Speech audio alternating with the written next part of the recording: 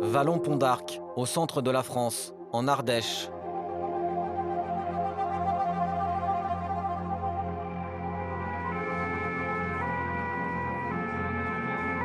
Sur ces voies sinueuses, creusées à flanc de montagne, les pompiers n'ont pas une minute de répit.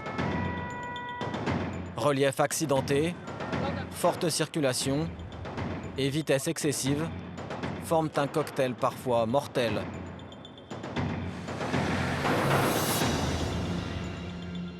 Il est 11 h du matin. Un camion est tombé dans un ravin près de Vallon-Pont d'Arc. Le poids lourd a chuté de plus de 15 mètres de haut et s'est violemment écrasé dans le précipice. Le conducteur est conscient, mais il est coincé dans les restes de la cabine. Un vrai miracle. Ouais, tu maintiens la victime comme tu fais, tu restes à ce vérin au cas où. Ouais, les secours sont déjà sur place.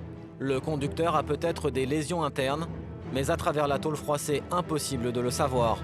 Attends, j'aimerais qu'on protège quand même la victime avec un drap là. Je suis en train de pousser, ça marche. Il y a la lèvre. Voilà. Tu la protèges, super. Le jeune homme doit être dégagé au plus vite de la cabine. C'est le sergent-chef Michael Josse qui va s'en occuper. Alors le but de la manœuvre là, pour sortir notre victime, ça va être de prendre un appui au sol assez relativement costaud et pouvoir soulever la cabine, c'est-à-dire pousser la cabine pour pouvoir se créer un espace pour pouvoir la sortir, mais surtout pour pouvoir également dégager ses jambes qui sont coincées sous le volant. Les dangers qu'il peut avoir, c'est qu'on peut avoir un vérin qui vienne à ripper et qui vienne tomber sur la victime, donc il faut être relativement vigilant à ce niveau-là. Une opération risquée, même pour ce spécialiste de la désincarcération. Car à tout moment, la cabine peut s'écrouler sur le jeune conducteur. Cela fait déjà plus d'1 heure que Patrick, le chauffeur, est pris au piège dans l'habitacle. Il n'y a plus une minute à perdre. Alors le sergent-chef passe à l'action. Allez, ça va couper. Si t'entends du bruit, Patrick, tu t'inquiètes pas, c'est la tôle. Hein. Allez, je vais te libérer encore un peu plus, Patrick. Tu as vu comme ça fait? Non, j'agis sur la... J'agis là-dessus, mais j'agis pas là-dessus. Alors, attends. Déjà, on est peut-être pas mal. Maintenant, le coup de pédale. Éventuellement, pour libérer un peu ce volant, là.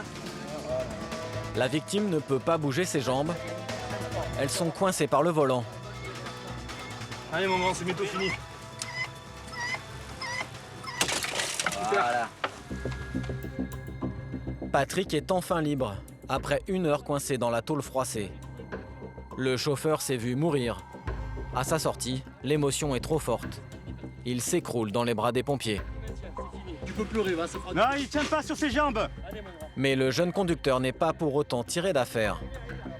Il tient pas sur ses jambes. Sous le choc, la victime s'est évanouie. Il va falloir la transporter jusqu'à l'ambulance à la force des bras. C'est le travail des hommes du Grimpe, des pompiers spécialisés dans les interventions à haut risque sur des pentes escarpées.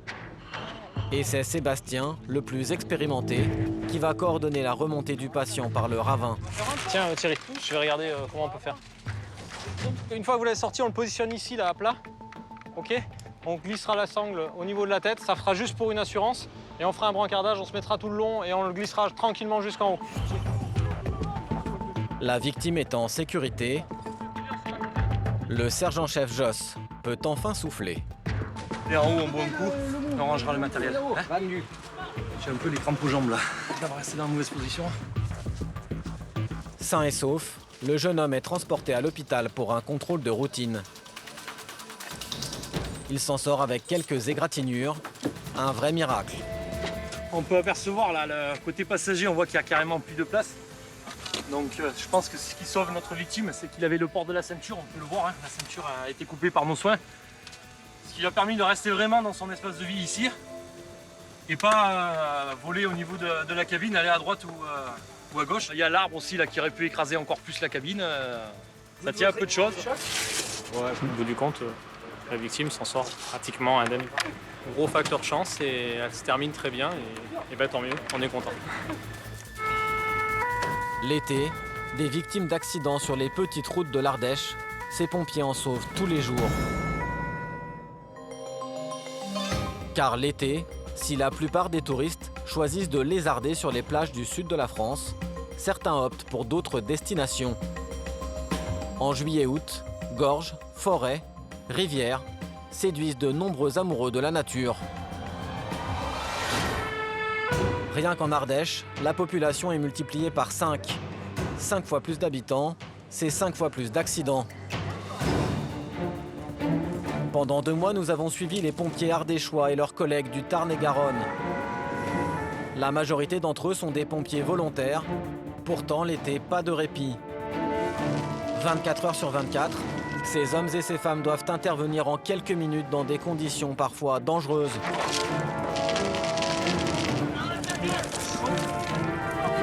Souvent, pour porter secours à des touristes imprudents. Le gilet, monsieur, mettez votre gilet! Oh putain, on va se le prendre.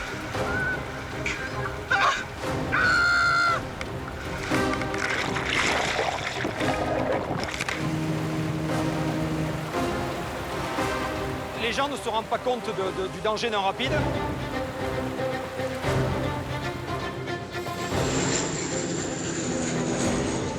Allez, on tape, on tape, allez! Allez, vas-y, tape-le, ça va!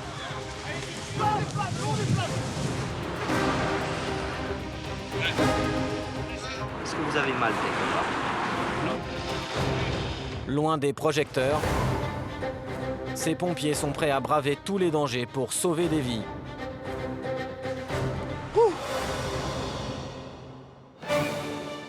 Retour en Ardèche. La région est réputée pour ses gorges.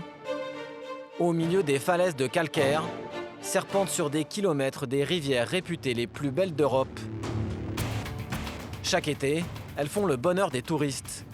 Et pour visiter ce décor unique au monde, rien de mieux que le kayak. Ok, tenez les enfants. Christophe est loueur de canoë. Avec chaque client, c'est toujours le même rituel. Première étape, les consignes de sécurité, à commencer par le gilet. Ça donne quoi quand on lève? Ça bouge un peu trop. Ça bouge un peu trop. C'est important les gilets de sauvetage? C'est la sécurité, c'est ce qui aide à sauver des vies. Donc c'est plus qu'important. Ok, allez, je vais vous expliquer maintenant la descente. Et c'est parti. Depuis 2011, le gilet est obligatoire par arrêté préfectoral. Les récalcitrants risquent même une amende de 68 €. Mais au cas où, avant chaque départ, le loueur rappelle aux touristes les consignes de sécurité.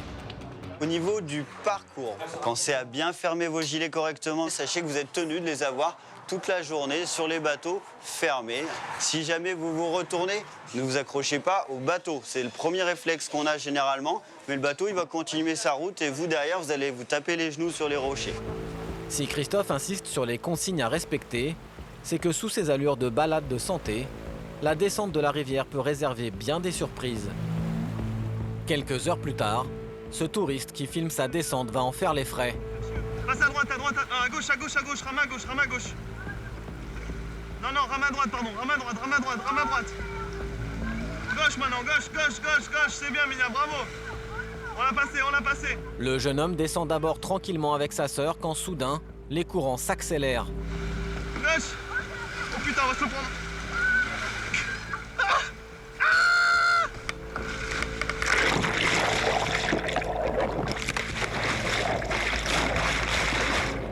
Près d'1 minute sous l'eau, ballotté par les courants et coincé sous le canoë. Par chance, leur tête ne va toucher aucun rocher. Les 2 touristes s'en sortiront indemnes. Il y avait l'eau qui me bloquait contre la roche. Mais vraiment quoi. Avec ce courant, les touristes ont du mal à éviter les obstacles.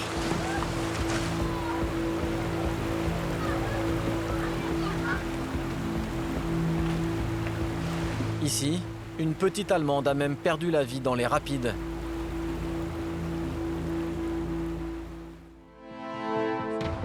Pour éviter le pire, depuis 1995, les autorités ont mis en place des postes de secours. Pascal et Laurent sont pompiers à la caserne de Vallon-Pont d'Arc, à 2 km des gorges. Tout l'été, c'est eux qui vont veiller sur les kayakistes de l'Ardèche. Vous avez beaucoup de matériel? Tu viens avec nous? Oui, on a le matériel pour faire les premiers soins, la réanimation et puis pour immobiliser, s'il y a besoin de mobiliser un membre lésé, traumatisé. Il est 10 h du matin en plein mois d'août. Toute la journée, les deux pompiers vont sillonner les 32 km de descente, prêts à intervenir au moindre problème. Remonter, on n'ira pas bien loin parce qu'il y a un rapide juste au-dessus, le guide-guitare.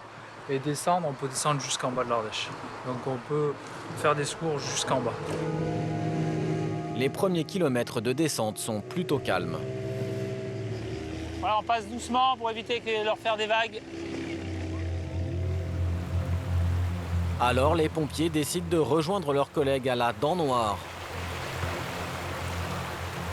C'est l'un des endroits les plus dangereux des gorges. Un goulot d'étranglement où les rochers sont omniprésents. Et chaque jour, des milliers de touristes s'y engouffrent, inconscients du danger.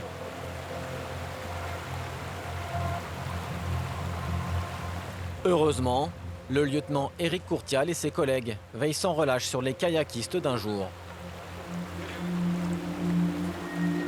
Quand ils arrivent sur un rapide, ils sont bousculés par les autres, ils arrivent en masse et c'est là où peut se produire l'accident.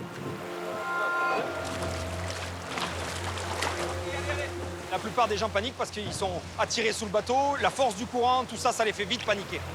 Les interventions de sauvetage s'enchaînent. Il est 11 h du matin, mais en ce week-end du 15 août, pas le temps de souffler pour le vétéran des sauveteurs, le sergent-chef Nicolas Deroc. Là, on est vraiment sur le rush de la journée. Voilà, pendant 3-4 heures, c'est intense. Combien de bateaux tu passes à peu près? En gros, 3000 aujourd'hui. Ce pompier volontaire est à ce poste tous les étés depuis 20 ans. Il connaît très bien le risque encouru par les touristes. Le danger, en fait, c'est que les gens s'enchevêtrent dans ce rocher-là, qui se montent dessus et qui renversent et qui se fassent taper la tête par derrière. Ça peut être un accident grave. Ouais. Attention le bateau derrière! Attention madame!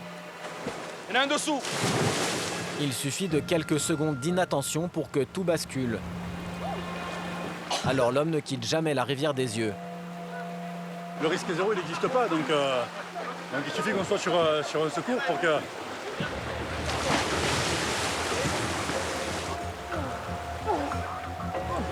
Je vous tiens.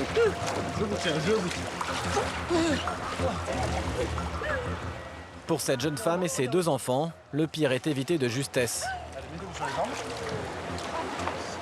va? Non, ça va pas. Il y a mes enfants derrière. J'ai paniqué, j'ai vu le canot se retourner, et puis voilà. Et puis du coup, comme je sais pas nager, je me dis j'espère que les petits vont arriver à sucre. Chaque année, les pompiers font le même constat. Les touristes sont inconscients. Le gilet, monsieur, mettez votre gilet! Mettre le gilet, madame! Ouais, le mets. Il y a beaucoup de personnes qui ne se rendent pas compte des dangers potentiels de courants assez forts qui peuvent les coincer sous le bateau. Et sans le gilet, il y a beaucoup plus de risques. Pire, Nicolas a souvent du mal à faire entendre raison aux touristes. Mets ton gilet tout de suite. D'accord? Parce que ça, c'est une grosse faute. D'accord? C'est pour votre sécurité, monsieur. Pour sa sécurité. Nicolas, vous lui avez dit quoi là, au papa là? Ah, j'ai un petit peu sermonné le papa. C'est-à-dire? Voilà, le petit, il a juste 8 ans. Pas de gilet de sauvetage, donc à savoir qu'ils sont plus vulnérables que nous. Ils ont peut-être moins d'aisance dans l'eau. Donc voilà, c'est vraiment primordial. Vous avez dit quoi le papa? Il m'a dit je le mets si je veux et m'arrêtez pas ici. Donc voilà, mais c'est notre quotidien. On ne sait même pas quoi dire d'ailleurs. On est choqués de voir comment les gens sont inconscients.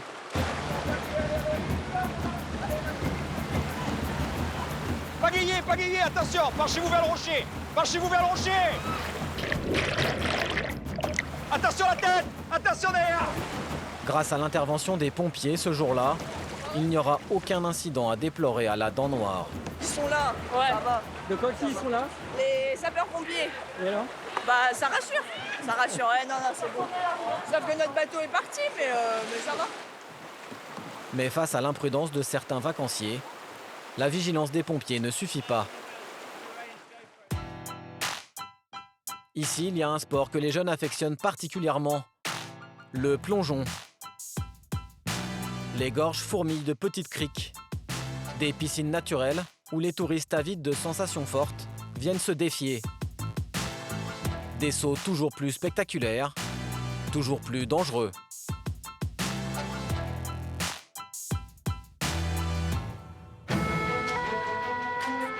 21h30, les hommes du Grimpe foncent à toute allure vers la vallée de la Dunière, au nord de l'Ardèche. Un lieu bien connu des adeptes de saut. Cette zone-là. C'est Alain qui va diriger les opérations. Il appartient au Grimpe, cette unité d'élite des pompiers. Un jeune plongeur est porté disparu. Ne le voyant pas revenir, sa petite amie a alerté les secours. C'est un jeune qui se baignait dans un trou d'eau en bas à la rivière, là, c'est escarpé, et qui a fait un plongeon et qui n'est pas remonté. Les enfants du pays connaissent bien l'endroit. Un bassin naturel entouré de parois de plus de 10 mètres de hauteur. Le lieu rêvé des jeunes à la recherche d'adrénaline. Les plongeurs secouristes scrutent le fond de la rivière. L'espoir de retrouver le jeune homme vivant est mince. Et les hommes du Grimpe se préparent déjà au pire. J'ai commencé à regarder sur les 30, 40, 50 premiers mètres là. Bon, c'est assez escarpé, ça descend assez raide. Bon, on va y arriver. Hein. Au pied de la falaise, le lieutenant Michel Durand veille au bon déroulement des recherches. C'est lui qui va guider les hommes dans leur descente. Là, c'est vrai que c'est quand même compliqué. L'accès est très très difficile. Ouais, tranquillement, ça. Ouais, c'est bon, je te reçois. Les hommes du Grimpe sont maintenant prêts pour la descente. De nuit, sur les pentes escarpées des gorges, l'exercice est un numéro d'équilibriste. Le moindre faux pas, et c'est l'accident.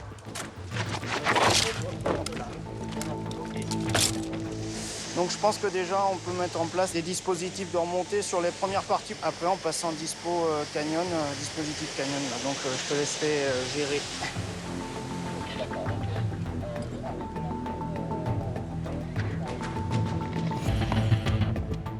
La descente se déroule sans encombre. Mais à leur arrivée, le lieutenant a une terrible nouvelle à leur annoncer. Les pompiers viennent de remonter le corps sans vie du plongeur. Même pour Michel, pompier aguerri, la mort du jeune homme de 26 ans est dure à encaisser. Le résultat est là et on ne changera pas. J'ai discuté donc avec les jeunes qui étaient là et ils m'ont dit qu'ils venaient tous les jours. Tous les jours, parce que bon, il y a 8 mètres de plongée, en dessous il y a un trou qui fait entre 6 et 8 mètres aussi. Donc bon, on n'arrive pas à comprendre ce qui s'est passé. Est-ce qu'il a touché quelque chose? Est-ce que pourtant le corps n'est pas abîmé? Reste à annoncer la terrible nouvelle aux proches. Allez-y, ils vont tous rester avec vous, ils vont vous entourer, ils vont vous aider à passer cette mauvaise épreuve. D'accord?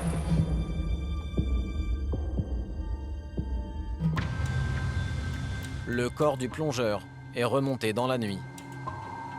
Seule une enquête pourra révéler les circonstances exactes de sa mort. Mais cette victime vient s'ajouter à un bilan déjà très lourd. Rien que cet été, 3 jeunes se sont noyés dans les gorges de l'Ardèche. Pendant ce temps, les pompiers du Tarn-et-Garonne se préparent eux aussi à une nuit difficile. Il est 22h et le capitaine Grotte a rassemblé une vingtaine d'hommes à la caserne de Montauban pour une mission à haut risque. Un important feu de forêt s'est déclenché dans les Pyrénées-Orientales et les pompiers sur place ont besoin de renforts. Actuellement, 100 hectares de forêt et de végétation sont partis en fumée. Dès qu'on s'arrête quelque part, vous dormez. Ça, c'est important parce qu'on ne sait pas quand on va être croqué. Les hommes du capitaine sont tous des pompiers volontaires et pour beaucoup, ce sera leur baptême du feu. Ok, donc dans les canaux, embarqués, moteur tournant. «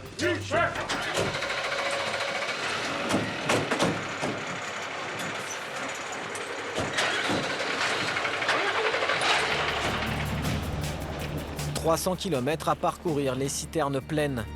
La colonne va rouler toute la nuit. Les hommes ne dormiront que 3 heures.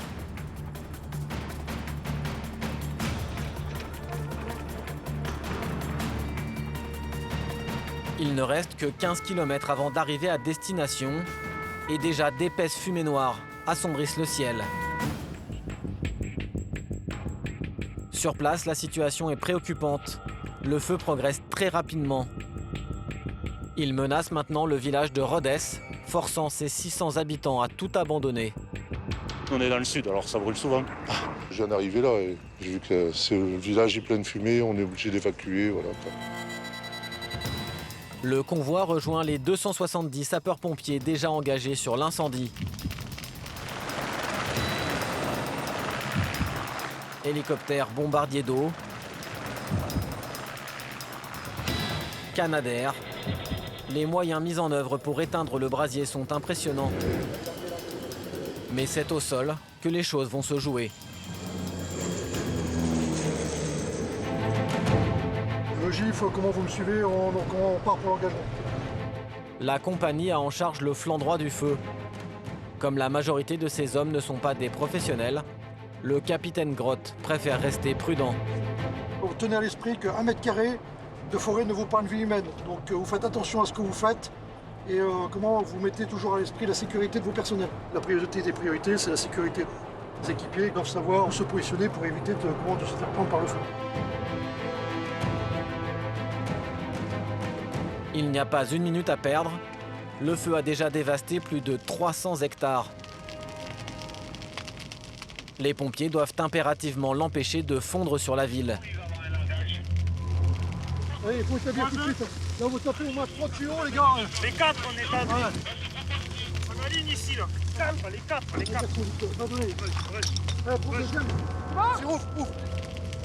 La partie est loin d'être gagnée. En cette période estivale, la tramontane souffle par rafales à plus de 70 km/h. Le feu est incontrôlable. Au milieu de la garrigue carbonisée, difficile de tirer les centaines de mètres de tuyaux. Allez. Le sol est brûlant, la température frôle les 70 degrés. Dans ces conditions, les organismes sont mis à rude épreuve. À tout moment, les pompiers risquent d'être pris par la chaleur. Damien, ambulancier dans le civil et pompier volontaire depuis 13 ans, est à bout de force. Ouais, moi, je suis naze. Je me suis cassé la gueule. Il faut envoyer plus parce que là, on se fait bouffer à chaque fois. On y galope après, là. Impossible d'éteindre complètement le feu. Reste un seul espoir pour la colonne, le ralentir suffisamment en attendant le soutien des Canadair. C'est vachement virulent. Qu'est-ce que vous pouvez faire concrètement? Essayer de calmer un peu le feu en intensité. Ouais. Après 2 heures de lutte intense, les bombardiers d'eau arrivent enfin.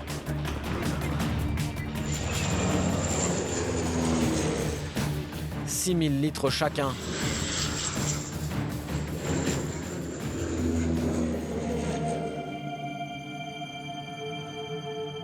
L'effet est immédiat. L'action combinée des hommes sur le terrain et les avions, ça se passe très bien. Hein. Je suis assez content de ce qu'ils ont fait. Là, ils ont réussi à le taper. Sur ce terrain escarpé, si on avait dû courir en permanence après le feu, on serait toujours en train de courir après derrière et on ne serait pas en mesure de l'arrêter. Ça colle. Allez, en avant. Je ne veux plus de reprise. Les pompiers arrosent aussitôt la zone pour éviter que le feu ne redémarre. Le village de Rhodes est épargné, mais pour les pompiers du Tarn-et-Garonne, la journée ne fait que commencer. La colonne vient d'être appelée sur un autre foyer. Bien reçu. Chaque seconde compte. À quelques kilomètres de là, des murs de flammes foncent vers des habitations. Même le capitaine n'en croit pas ses yeux. Oh putain. Vous pouvez que c'est celle du 82, vous tapez directement à gauche là. Vous ne pas rester, il faut pas tout porter. Normalement, les habitants de ce hameau ont été évacués le matin même. Mais la surprise, ce berger est toujours sur place. Il vient à peine de rassembler son troupeau. J'ai eu du mal à les contenir tout à l'heure, c'est la première fois avec les Canadair. Ce que je vous demande par contre, c'est de ne pas trop les laisser en bas là, parce qu'on a 2 langues de feu. Donc ramenez-les par là, gardez-les par là. Une équipe de pompiers locaux vient d'arriver sur les lieux. Le brasier progresse à vive allure. L'intervention s'annonce risquée, Alors le capitaine Grotte et son collègue vont devoir prendre une lourde décision. Soit on voit qu'on ne peut pas, on ne va pas brûler du camion et des mecs pour quelqu'un. Soit on fait une action commune et on peut épargner, si possible, les habitations. Ce qui va demander quand même une application au niveau des moyens, ça va être couillu quand même. D'accord ? En fait, défendre le poisson, c'est terminé. Malgré le danger, les deux officiers décident de défendre les maisons, coûte que coûte. Poussés par des vents violents, une barrière de feu fonce droit sur eux, à plus de 15 km/h. Pour cette poignée d'hommes, impossible de l'arrêter. Ils vont donc tenter de dévier sa route. Et pour cela, ils ont un plan. Créer un rempart pour dévier le feu sur les côtés du hameau. Parce que plus tôt on se prendra à l'anticipation, et plus vite on pourra protéger cette habitation. Cela peut paraître paradoxal, mais ces pompiers en jaune sont là pour allumer des feux. On les appelle des brûleurs. Ils vont brûler un périmètre tout autour de la propriété pour la protéger, car le feu ne passe jamais deux fois au même endroit. Grâce à cette barrière naturelle, l'incendie devrait contourner les habitations. Si vous venez vers moi là, les deux autres CCF, 3 et 4 à moi. Et pour empêcher que le feu ne saute par-dessus cette barrière, le capitaine fait rassembler les camions-citernes près des maisons. 14 tonnes et 4 mètres de haut, sur ce sentier étroit difficile pour les mastodontes de se frayer un passage. Le chef d'agri, tu descends si tu vois que ça passe pas là. Descends pour voir tout de suite. Allez, dépêche-toi, allez, grouille.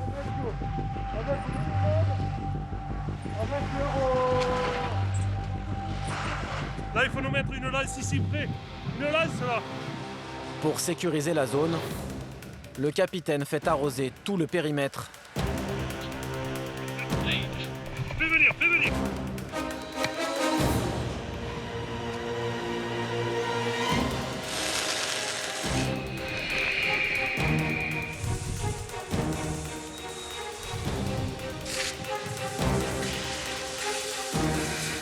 On protège la maison et le feu va arriver.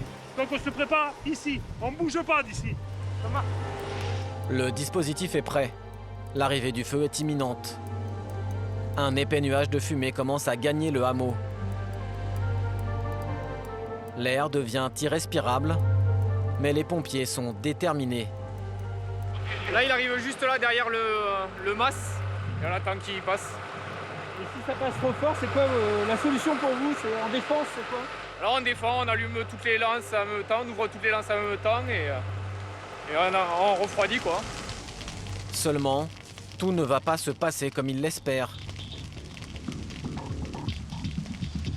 Face à la vitesse de l'incendie, les contre-feux n'ont pas suffi. On a été trop rapide, il est passé au-dessus de la route là, avec le vent. Oh, donc là on s'est fait avoir. Les vents tournants ont pris les pompiers à revers. Le feu commence à embraser l'arrière de la propriété. C'est trop rapide, hein. Il est plus fort que nous là. Ouais, on l'a pas tapé, chic. S'il faut dégager, tu dégages. Hein. Tu enlèves la personne qui habite là, le berger s'il faut, et tu le dégages de la maison si ça venait plein pot sur la maison. Hein. Le capitaine Grotte est inquiet. Ces hommes sont encerclés par le brasier. Seule solution, faire face au feu, en espérant que le vent tourne et que l'incendie s'éloigne. Allez, on y est, allez, on part. Fais-le. Allez, on tape le 44, allez. Allez, vas-y, tape-le, ça va.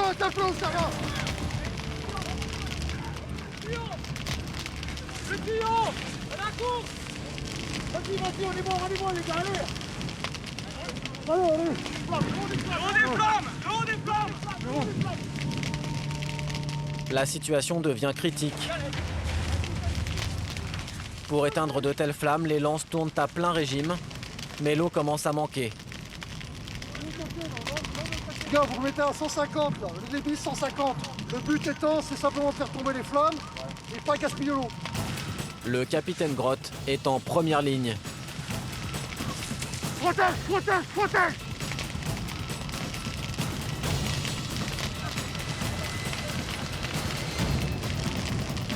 Les fumées rendent l'intervention encore plus dangereuse.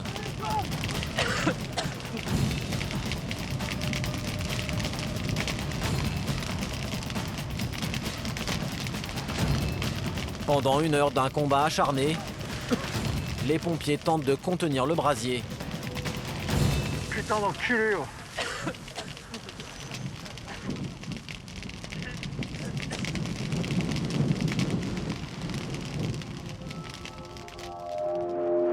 Le feu a continué sa route, en ravageant tout sur son passage et laissant derrière lui un paysage lunaire.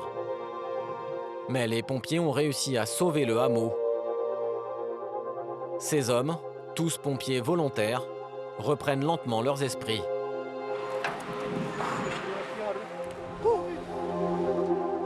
Franck, chef de chantier, n'avait jamais affronté un feu d'une telle ampleur. Ça a été chaud là quand même. Ça a été chaud, ouais. C'était pas évident. Il est arrivé vite et ça a été un peu difficile. On a protégé la maison. Bon, c'est essentiel, on a réussi. Damien, l'ambulancier, a du mal à trouver les mots. Il est conscient d'avoir frôlé la mort. Premier feu de forêt, de cette ampleur. Ah, ça c'est impressionnant, ouais. Depuis le début de l'intervention, il souffre en silence. Ouais, je sais pas, c'est un morceau de cendre. Ça démange. Pour se remettre sur pied, quelques gouttes de collyre et une ration de combat suffiront pour Damien et les autres hommes du groupe.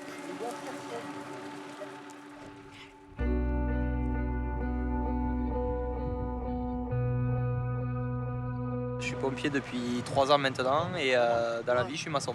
Dans la vie, je suis agent de production dans une usine. Je suis artisan premier chevaliste. Agent de surveillance de la voie publique, donc toujours au contact avec la population. Monsieur tout le monde à la ville, mais sous leurs uniformes se cachent de véritables héros. C'est sûr qu'on a le stress quand même, parce que c'est pas non plus naturel d'être dans les fumées et de voir le feu arriver. Mais après, voilà, on est un groupe, on se fait confiance et c'est le plaisir de voir une maison debout après que le feu soit passé. Au final, les pompiers du Tarn-et-Garonne vont rester 3 jours sur place à lutter contre les flammes. Plus de 1000 hectares de forêt seront réduits en cendres, mais aucune maison n'a brûlé et on ne déplore aucune victime. Ailleurs, au même moment, d'autres ont eu moins de chance. Cet été, dans l'Hérault, un pompier est mort brûlé et 3 autres ont été grièvement blessés.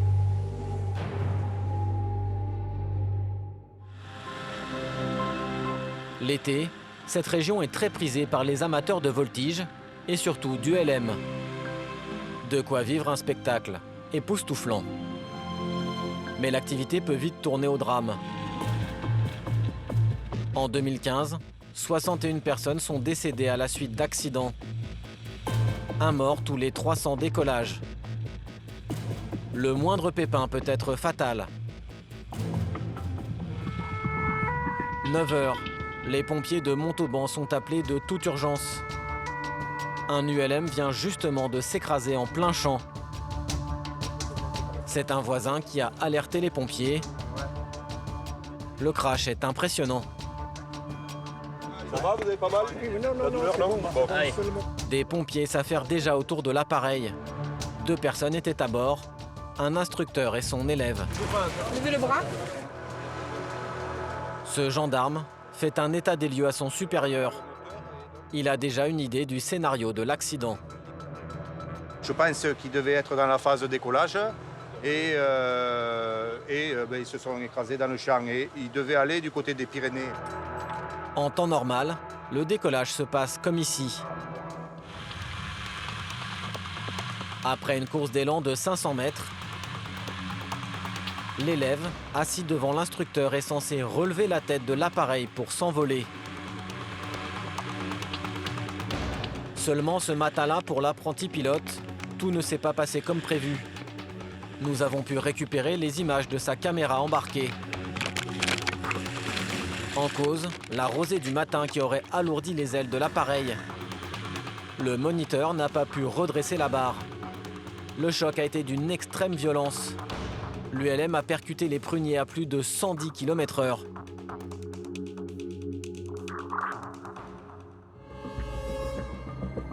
C'est le docteur Fabien Tillet qui va prendre en charge les 2 patients. Aussitôt, il dresse un premier bilan. Je vais piquer l'oreille. Éjecté de l'appareil lors du crash, Robert, l'instructeur, un Anglais de 54 ans, est toujours conscient. En état de choc, le moniteur s'en sort avec une double fracture ouverte au bras gauche et quelques contusions. Si ça vous fait mal, vous me le dites. Ça vous fait pas mal comme ça, quand on bloque comme ça va? La peine? Un peu. Ça vous fait mal un petit peu? Et sur le bras, sur le bon bras, c'est... Là, normalement, ça va bloquer, comme ça, après, vous aurez plus mal. Ça va vous le maintenir.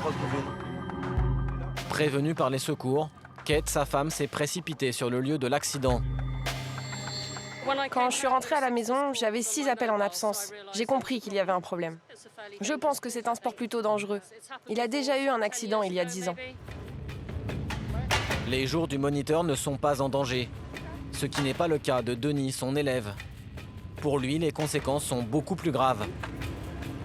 L'homme est pris au piège dans la carcasse de l'ULM. Sa tension est très faible et il semble sévèrement touché. J'ai une tension à 6. Ouais, fais partir avec ça. Le médecin est très inquiet. Avec un tel accident, la victime pourrait souffrir de lésions internes. C'est un patient grave. Le risque, c'est un choc hémorragique sur un trauma du bassin.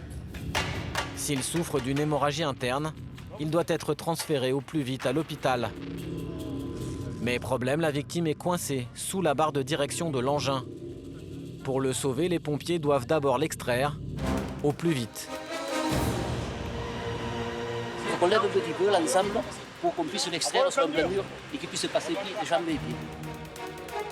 L'opération est délicate, car si en vol, l'oiseau d'acier paraît léger comme une plume, en réalité, il pèse près de 450 kg. Doucement. À l'aide de cales, l'équipe de secours tente de dégager le blessé. On a un petit souci parce que c'est des tubes, c'est des choses comme des vérins qui bougent, c'est assez sensible, mais plus que sensible, c'est difficile. Et ce qu'on ne veut pas, c'est que ça relâche et que ça lui retombe dessus. Mais rien n'y fait. Alors les pompiers prennent une décision plus radicale. Le mieux, c'est de couper la barre. Hein. Parce que là, t'as le siège qui se lève autant que la barre, il faut couper la barre et puis c'est bon. Ouais, il faut la pince, c'est bon, coupe tout. Hein. Pour cela, ils utilisent une pince coupante. Après 1 heure d'effort, la victime est enfin libérée. Son état nécessite un transfert très rapide. C'est l'hélicoptère du SAMU qui va s'en charger. Fabien lui administre aussitôt des calmants pour qu'il puisse supporter le transport. Et là, il est maintenant un peu à 10 de tension. Au départ, tu l'avais à 6. Ouais, au départ à 6. Oui. Tachycarde? Tachycarde à 130 au départ, et maintenant il est à 105.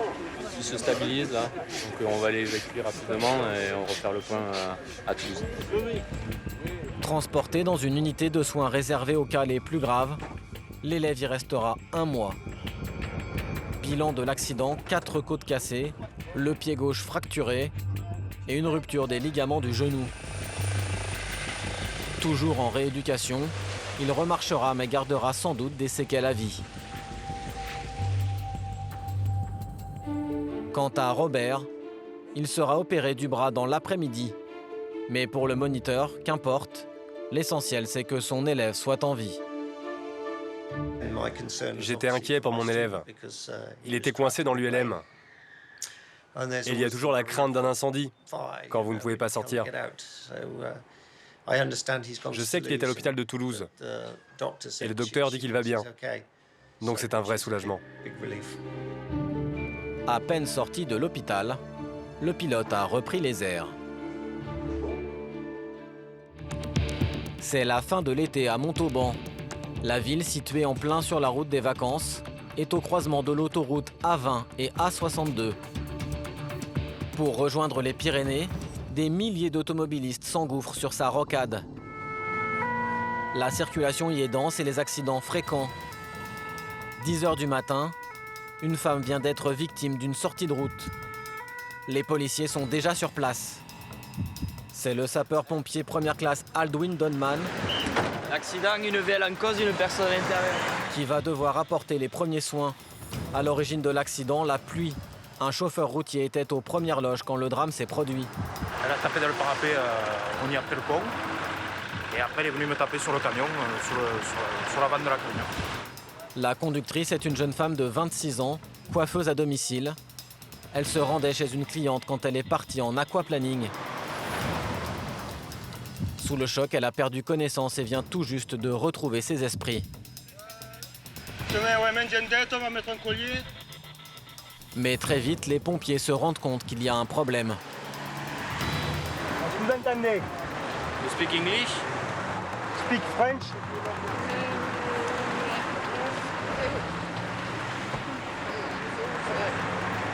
Vous étiez seul en voiture? Vous étiez seul? La victime est totalement désorientée. Il est difficile dans ces conditions pour Aldwin d'établir un premier bilan. Non, d'accord, c'est pas grave, c'est pas grave. Est-ce que vous avez mal quelque part? Est-ce que vous avez mal quelque part? Oui. Non? Vous pouvez bouger les pieds? Bougez les pieds là. Aldwin est patient. Il fait preuve de douceur. Il décide de la transporter à l'intérieur de l'ambulance pour mieux l'ausculter. Pouls 80, frappé régulier symétrique, saturation 100%.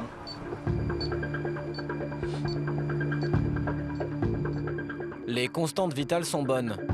Mais ce qui inquiète les pompiers, c'est son amnésie. C'est un gros trauma crânien qui fait en sorte qu'elle a perdu connaissance et là elle a encore des pertes de mémoire. C'est un cas pour vous qui est inquiétant? Ça peut l'être. Ouais. Au cerveau, ouais. Et 5082 de Vesta B3 Montauban, tu essaies de me joindre? Est-ce que vous vous rappelez de l'accident maintenant? Non. Non, pas du tout. Votre date de naissance? Le 10 octobre. 10 octobre, quelle année? Ah merde.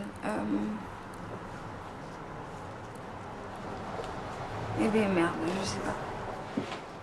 C'est pas grave, ça va revenir. Je vous prends l'attention, hein? Seul un scanner pourra déterminer la gravité du traumatisme crânien.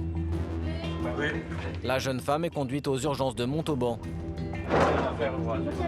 Après un examen complet, le médecin urgentiste conclura à une simple perte de mémoire passagère. Est-ce que là je vous fais mal? Tout se termine bien. Après 2 semaines d'arrêt, la coiffeuse reprendra la route et ses rendez-vous à domicile.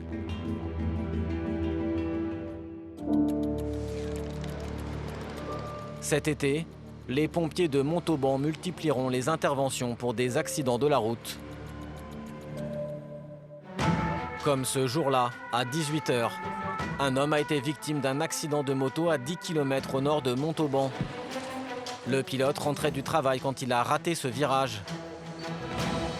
Chantal et sa fille Mélanie habitent tout près du lieu de l'accident. Elles ont alerté les secours. On a entendu un gros boom, comme à moitié une explosion. Quand je suis arrivée, j'ai cru qu'au départ, il était mort. Il ne bougeait pas, les yeux fermés, rien.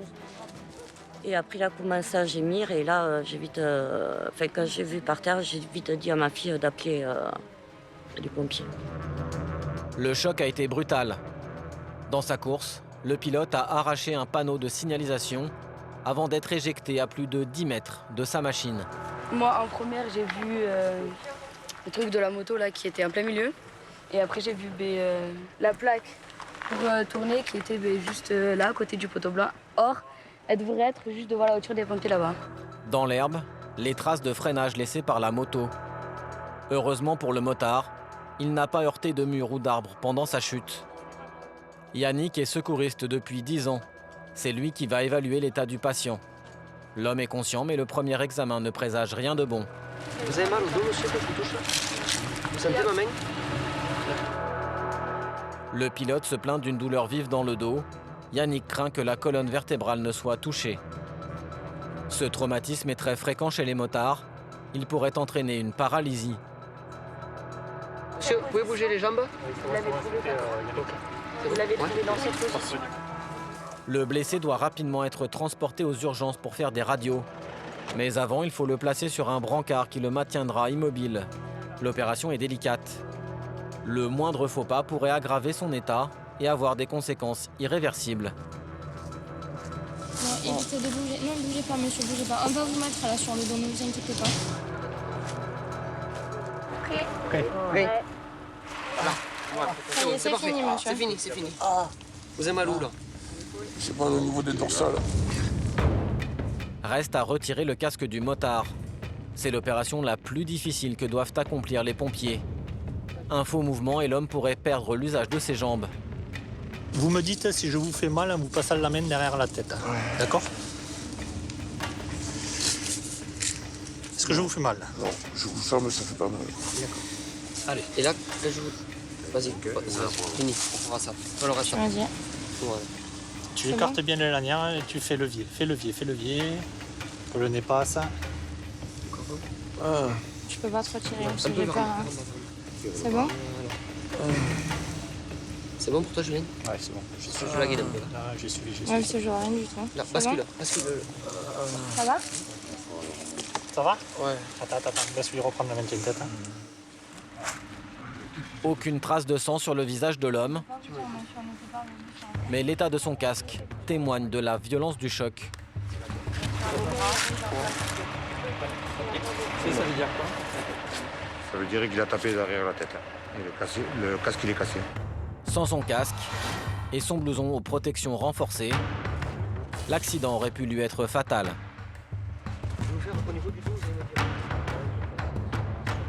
On va lui mettre la sangle d'araignée, on va le mettre dans le VSAB. Yannick va faire un rapport précis au médecin qui prendra le relais aux urgences. Il est un peu désorienté dans le temps et dans l'espace. Il n'a aucun souvenir de l'accident. Il ne sait pas à quelle allure il roulait. Pour lui, il ne roulait pas trop vite. Et il n'a aucune idée de comment ça s'est passé. Douleur au niveau du dos, côté gauche, déformation au niveau du coude droit. Il a eu de la chance, bon quand même, il faut voir qu'il a pris le panneau quand même. Donc je pense qu'il n'y a rien de grave après. Il faut voir au niveau des médecins ce qu'ils disent. Le motard connaît bien cette route qu'il emprunte tous les jours. Pourtant, étrangement, il a manqué ce virage en plein jour et par beau temps. L'enquête de la gendarmerie déterminera si la vitesse est en cause. À peine arrivé au centre hospitalier de Montauban, l'homme est transporté au service radiologie. Il y subira plusieurs examens. Malgré la violence de son accident, sa colonne vertébrale est intacte.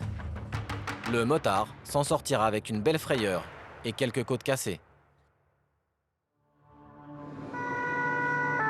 Mais pour les pompiers du Tarn-et-Garonne, pas le temps de souffler. L'été va se terminer comme il a commencé, par un incendie. La saison a été marquée par plusieurs feux d'origine criminelle. En cause, des pyromanes. Et ce soir, l'un d'eux a encore frappé. Le capitaine Chaudron et tous ses hommes sont mobilisés. Ils sont inquiets. À côté du brasier, un entrepôt de produits inflammables. Si le feu atteint le lieu de stockage, tout risque d'exploser. C'est une petite station fruitière privée avec 4 ou 5 tonnes d'engrais, entrepôt de bouteilles de gaz, tout ce qu'il faut pour mettre le feu au bâtiment. Le feu a déjà réduit en cendres des dizaines de palettes. Les pompiers doivent impérativement l'empêcher de progresser. Une dizaine d'hommes se relaient au plus près des flammes. Pendant ce temps, d'autres pompiers éloignent les palettes épargnées avant que le feu ne les dévore. Attends, laissez-nous faire. Malgré la hauteur des flammes, 2 heures suffiront à ces professionnels pour éteindre le foyer. Chef d'agré du DATT Montauban, tu me reçois? Oui, transmettez clause pour le DATT. Tu peux réintégrer ton CS. Bien reçu, opération terminée pour nous et on s'en va. Ok, merci. Cette année, en Ardèche ou dans le Tarn-et-Garonne, l'été n'a laissé aucun répit aux soldats du feu.